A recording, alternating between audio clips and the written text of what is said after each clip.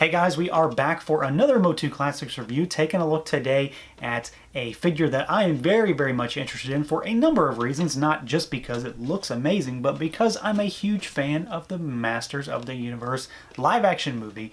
Of course, that's not where he's from, but it's pretty close anyway. So today we're taking a look at Karg. We've got him in the mailer box. Of course, we've got the logo, we've got the name. The backs on these current wave classic boxes do have the 10th anniversary logo, and then of course we have got this figure in the standard Masters of the Universe Classics green gray skull packaging with the figure in the window, the 10th anniversary logo down there on the bottom. We have got cross-sell, fantastic backer card art, as well as a bio of Karg down there on the bottom. So let's pull this guy out and take a look. Alright guys, here we go. We've got our Karg figure out of the package, and this is honestly something I'm not sure I expected to ever get to say. This is a figure that I have wanted for a very long time. Longer than MOTU Classics has been around, and he may not be our movie version, but he's as close as we're ever going to get. And as someone who is a humongous fan of the He-Man movie from the 80s with Dolph Lundgren, this is a special figure for me. You know, we've got a handful of figures from the movie, and they're all pretty solid. Something about this one, though, just looks extra special.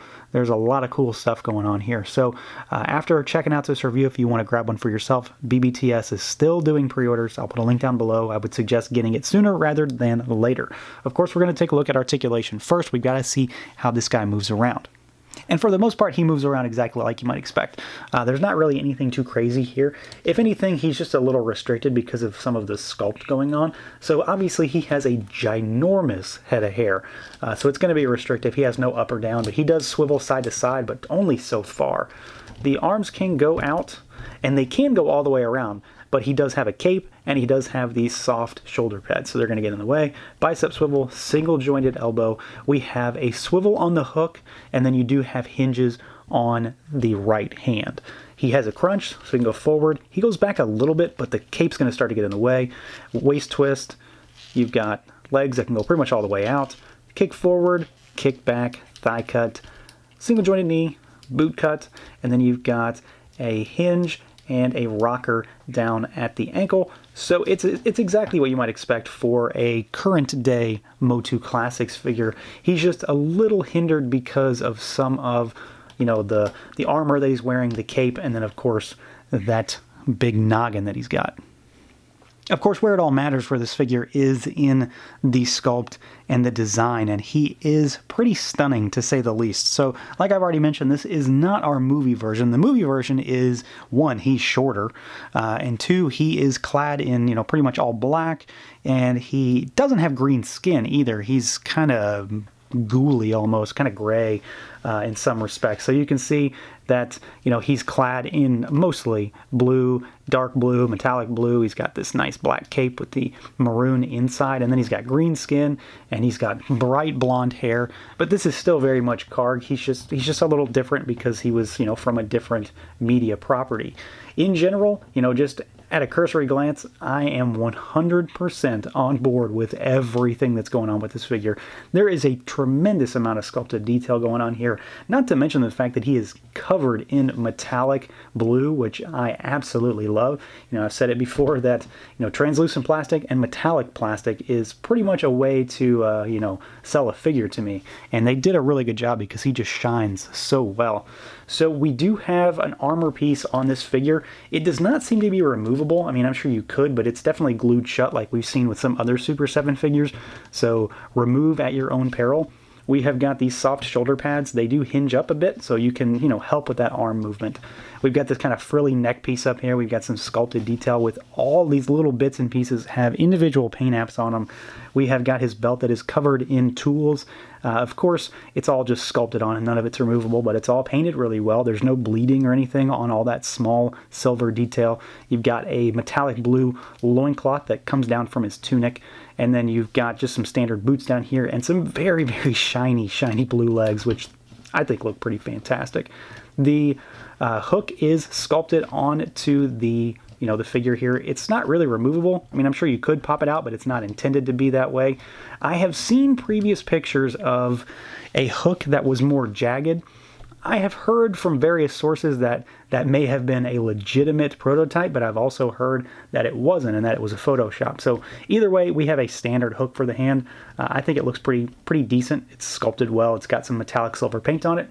Works fine. We have got painted hands again on a figure. He does have painted joints on his hands as well, so he's got green hands, a lot of wash on those hands too, so they're pretty dirtied up. We've got a soft rubbery cape. He's got this huge kind of frilly mane that hangs off the back of it. It's it's supposed to mimic fur, but it's not soft goods. Black on the back, maroon on the inside. But where it really comes down to it for me, I mean, despite the fact that this is not the quote-unquote movie Karg, it's all in that head, and this guy looks exactly like I want him to, outside of the fact that the colors are different.